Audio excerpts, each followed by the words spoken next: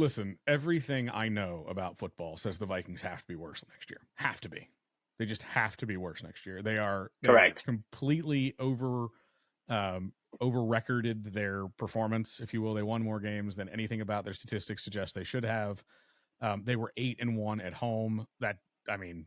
Crazy town. For a team 11-0 one-score games. Yeah, 11 one-score games. The points differential was negative. They just were almost touched by gold, Midas touch or whatever. Like everything they touched turned to gold.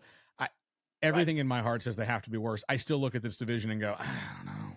I mean, Justin Fields and the Chicago Bears ought to be better this year. Is better enough to get you out of 13-3-14 to win the division.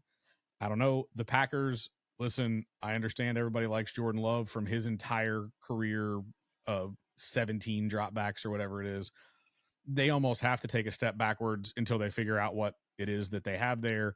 The Lions were a ton of fun to watch last year.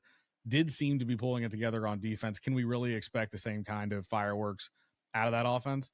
They scored more points in this division than anybody else, and more than most teams in the NFL. They were the third in the NFC in total points scored, and they scored more points than the San Francisco 49ers. So we'll see. At the end of the day, you've got 4 teams in this division, none of which blow me away.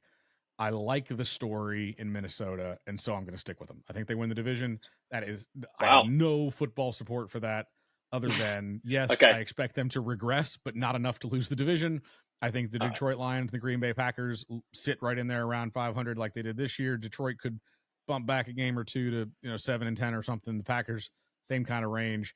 Chicago is the wild card for me, and I'm actually going to bring them up to second in this division. I think they're going to be better. I don't think they're better enough to catch the Vikings, again, based on nothing other than I love the story. I think Fields is underrated. I think bringing in a haul of capital from when they had the first overall pick, which they sent to Carolina for DJ Moore plus.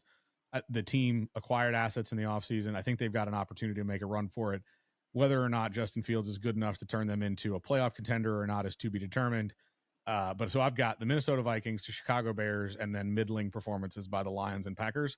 I won't say this is one of the better divisions in football, but I will say when you add up their records at the end of the year, you may be surprised. I think you may see a bunch of teams around 500 here.